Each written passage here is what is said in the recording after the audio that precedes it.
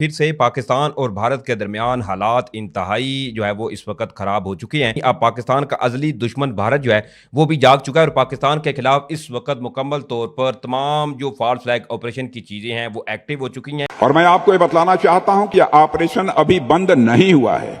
यदि किसी प्रकार की नापाक हरकत पाकिस्तान की तरफ से हुई तो हमारे सैनिक उसका मुंहतोड़ जवाब देंगे, जिसे वो कभी भूल नहीं पाएंगे। उन्होंने कहा जी कि हम ये कंटिन्यू रखेंगे। 2026 में भी हम प्रेडिक्ट कर सकते हैं कि कोई अभी तो जंग अभी ट्रिगर ही नहीं हुई। आपका अच्छा। तो आइडिया ही नहीं है। अभी तो आपने बड़ी बड़ी जंगें देखी का। राजनाथ सिंह जी की बैठक हुई, फिर मोदी और अजीत डोभाल जी की बैठक हुई, कैबिनेट कमेटी ऑन सिक्योरिटी की बैठक हुई। हमारे तीनों जो प्रमुख हैं, सेनाओं के प्रमुख हैं, air force, navy and Indian army के चीफ्स की बैठक हुई। दर्द देना चाहिए और दर्द दिखाना भी चाहिए। डर में रहना चाहिए इन लोगों को। इन लोगों के हर एक मौलवी जो हलवा खाकर कभी अफगानिस्तान के अगेंस्ट, कभी बलूचिस्तान के अगेंस्ट, कभी हिंदुस्तान के अगेंस्ट जहर उगलते हैं, उनके साथ हिसाब किताब होना चाहिए। पाकिस्तान के दोनों बॉर्डर हॉट हो रहे हैं, जिसमें जो है वो अफगानिस्तान और इंडिया दोनों का बॉर्डर हॉट हो रहा है। 2026 में भी हम प्रेडिक्ट कर सकते हैं कि कोई अभी तो जंग अभी ट्रिगर ही नहीं हुई। आपका अच्छा। तो आइडिया ही नहीं है। अभी तो आपने बड़ी बड़ी जंगें देखी का है। तो आपका इल्म क्या कहता है कि पाकिस्तान का बेटा पाकिस्तान के दोनों बॉर्डर्स हॉट हो रहे हैं। पाकिस्तान के दोनों बॉर्डर्स के ऊपर ये मैं अब बार बार जो बात करूं, क्योंकि कुछ बातें मैं बिल्कुल आधी आधी छोड़ूंगा ना, तो अफगानिस्तान और इंडिया तो और कौन से पाकिस्तान के साथ 45 मुल्कों की सरहदें नहीं, लगती फिर भी हैं। वो हम क्लैरिटी हो जाएगी, 4 मुल्क हैं। जी, पाकिस्तान के दोनों बॉर्डर हॉट हो रहे हैं, जिसमें जो है वो अफगानिस्तान और इंडिया दोनों का बॉर्डर हॉट हो रहा है। और इस वक्त खास तौर के ऊपर पॉलिटिकल गलत फैसले होने के चांसेस बहुत ज्यादा हैं, जो कि बहुत बड़ा रिफ्ट लाएंगे। वो देखा है ऑपरेशन सिंदूर के समय। आप देखती होंगे उस वक्त की हर शाम को इसी तरह की बैठकें हुआ करती थी।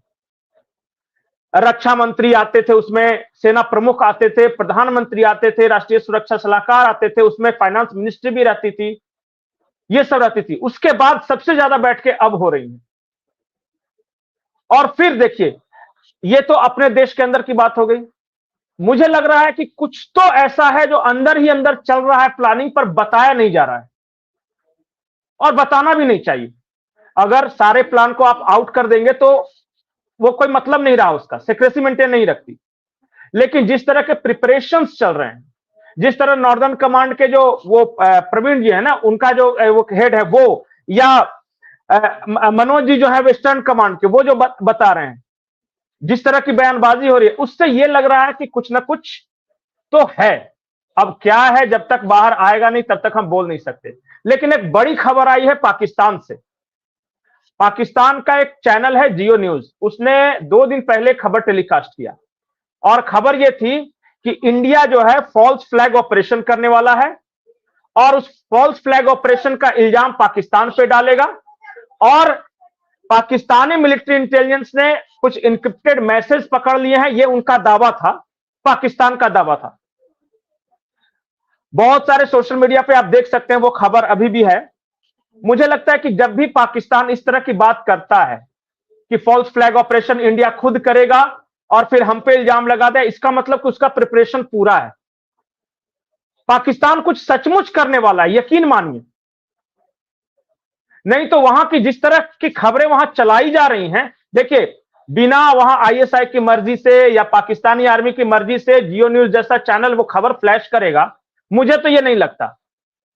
अगर वो अभी से ही कह रहा है कि भारत कोई फॉल्स फ्लैग ऑपरेशन चलाएगा और ये इसका इल्जाम पाकिस्तान पे मढ़ेगा, तो इसका मतलब है कि वो कुछ करने वाला है। और हो सकता है, मैं तो सिर्फ एक आकलन कर सकता हूं कि हो सकता है कि उसी वजह से ये सारी बैठकें बुलाई जा रही हैं। तो करना चाहूंगा कि मेरे जो विश्व गुरु हैं, उनका ऑब्जेक्टिव क्या था? उनका ऑब्जेक्टिव ये था, टोटल पॉलिसी ये है, टोटल, कोई परफॉर्मेंस बेस नहीं है, कुछ भी नहीं, सिर्फ ये पॉलिसी है कि भारत के अंदर रहने वाले मुसलमानों को किस तरह जलील करके वोट लेने हैं, नंबर 1।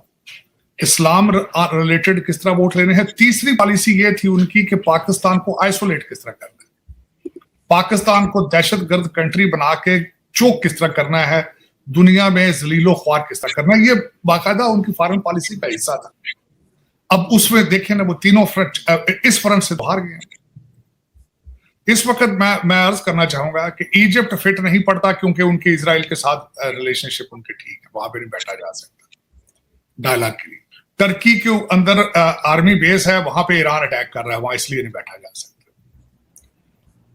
वाहिद एक कंट्री इस एरिया के अंदर पाकिस्तान ऐसा बनता है जिसके ऊपर ना सिर्फ ईरान ट्रस्ट कर सकता है बल्कि अमेरिका ट्रस्ट करता है, बल्कि चाइना भी ट्रस्ट करता है। लेकिन इसको अब आपका विश्व गुरु किस तरह डाइजेस्ट करेगा, ये क्वेश्चन। अब वो कर क्या रहे हैं, यहाँ पे खबरें अभी तक इसके बारे में मैं खुद कंफर्म करने की कोशिश कर रहा हूं। एक टेलीफोन कॉल इंटरसेप्ट की गई है और जब उसको डिकोड किया गया है तो उसको डिकोड इस तरह हुआ है कि ये कश्मीर में कोई फिर दोबारा एक कोई जो है वो फॉल्स फ्लैग करने की कोशिश कर रहे हैं कि किस तरीके से जो पाकिस्तान का जो नाम इतना आगे जा चुका है उसको किस तरह रोकना है।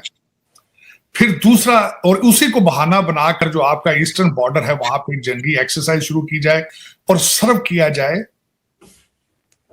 अपने तालिबान भाईजान को, सोमनाथ मंदिर गिराने वालों को, और दूसरे जो उनके नए बाप बने हैं इजराइल वाले बीबी नेतन्याहू, उनको, इन दोनों को सर्व किस तरह किया, ये कर रहे हैं इस वक्त। वो ये प्लान कर रहे हैं कि किसी तरीके से कोई पाकिस्तान की जो ग्रोथ है किस तरह इसकी डिप्लोमेसी ग्रोथ, इसका गुडविल को दोबारा डैमेज किस तरह किया जाए।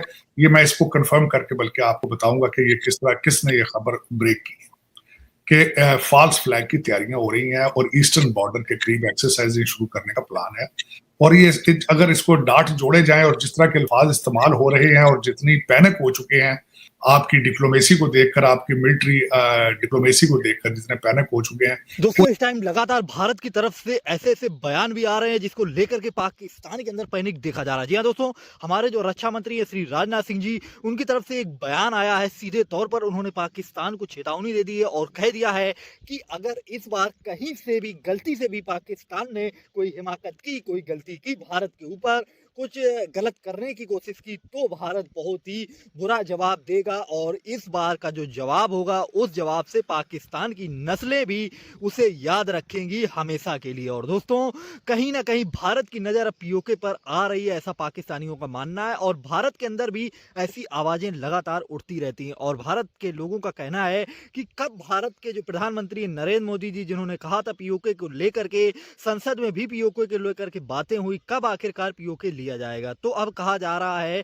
कि यह बहुत ही अच्छा मौका है। इस टाइम पे पूरी दुनिया आपस में लगी हुई है, तो वहीं पर भारत के पास मौका है कि पाकिस्तान से पीओके ले ले। और इस तरह की हलचल भी इस समय भारत के अंदर देखी जा रही है। अलर्ट पर भारत के अंदर काफी राज्यों में जो सायरन है वो कहा जा रहा है बजा करके, मतलब मॉक ड्रिल किया जा रहा है। और साथ ही दोस्तों लगातार मीटिंग्स भी हो रही हैं, जैसा कि मैंने आप लोगों को पहले भी वीडियोज बना के रखे हैं। और आप लोगों ने अगर वो वीडियो नहीं देखे हैं तो आप लोग जाइएगा चैनल पे, आप लोगों को वह वीडियोज मिल जाएंगे। और दोस्तों यह बहुत ही बड़ी अब तक की खबर है, राजनाथ सिंह जी का जो बयान आया है उस पर, और पाकिस्तानी मीडिया भी अब बौखला उठी है और पाकिस्तान के अंदर रेड अलर्ट हो चुका है और पाकिस्तानी सीमाएं पूरी तरह से मुस्तैद हैं। तो भारतीय जवान भी पूरी तरह से सतर्क नजर आ रहे हैं। आगे आने वाले समय में कुछ भी हो सकता है, इसलिए दोस्तों सभी लोग बस ध्यान से देखते रहें और अपना ख्याल रखें। तो चलिए वीडियो समाप्त करते हैं, मिलते हैं नेक्स्ट वीडियो पे।